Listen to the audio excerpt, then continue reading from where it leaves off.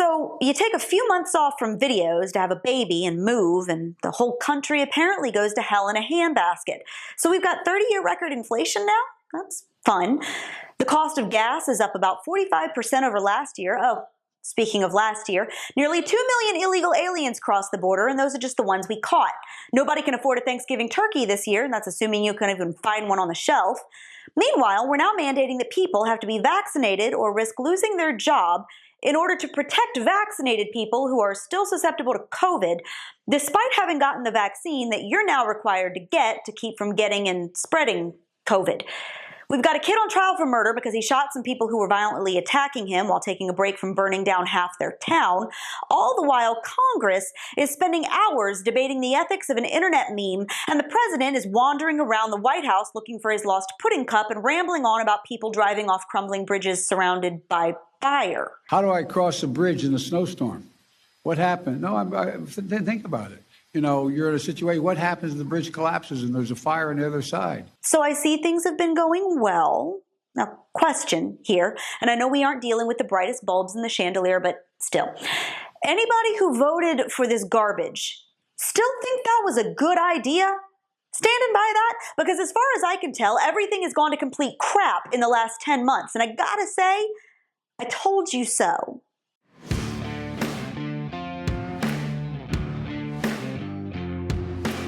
Grocery store shelves are sitting empty while gas prices have already hit about $7 a gallon in some parts of the country.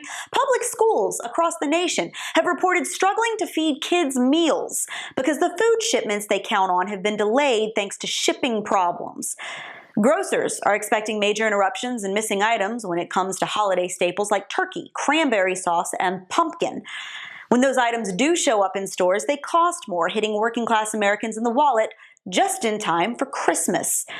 The liberal media, of course, is doing their absolute best to downplay the whole situation in favor of protecting Biden. Brian Stelter mocked supply chain issues by tweeting a photo of a store fridge full of milk and a sarcastic caption making fun of people's concerns. Then again, he's got to do something for attention, given that next to nobody is even watching his show. That thing's still on. Anyway, here's New York Times contributor Sarah Young saying inflation is just a rich people problem, tweeting, and I quote, "All the stuff you see about inflation in the news is driven by rich people flipping their because their parasitic assets aren't doing as well as they'd like, and they're scared that unemployment benefits plus stimulus checks plus $15 minimum wage plus labor shortage is why." No, you absolute buffoon. All that stuff you see about inflation is because the cost of consumer goods is up more than 6% over last year, the highest single-year spike we've seen in over 3 decades. That means everything from a car to a gallon of milk costs more. And that's not a rich people problem. That's a middle and lower class problem. That's a working family of 4 problem. That's a single mom trying to clothe her kids problem. And it's a problem that no one in this administration or Congress seems to give 2 craps about. While the Biden White House is busy poo-pooing the situation and saying the whole thing will work itself out so long as we pass trillion-dollar climate change bills, Congress is spending their days arguing over whether to censure a Republican congressman for retweeting an altered Japanese cartoon. Because, hey, they're all about doing the people's work up there on their marble halls where the cost of a gallon of gas is no biggie, because all of our tax dollars are paying for it. This is a real issue, and it is affecting real Americans in real time. And this White House and the morons in charge of the zoo up there on Capitol Hill are so out of touch and so selfish that they do not care. The same exact fools who are mandating that you get a shot you don't want or lose your job while also importing thousands of unvaccinated, untested illegal aliens at our border are the same ones spending trillions on green infrastructure bills and pretending you paying more at the pump to fuel up your evil gas-powered Buick is just a minor inconvenience that you'll eventually get over. They do not care. Pelosi does not care. Schumer does not care. AOC doesn't care.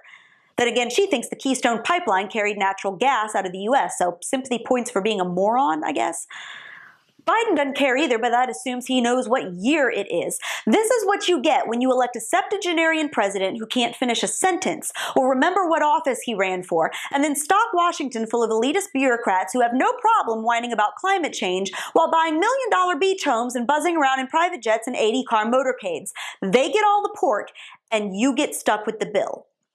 Welcome to socialism light, y'all.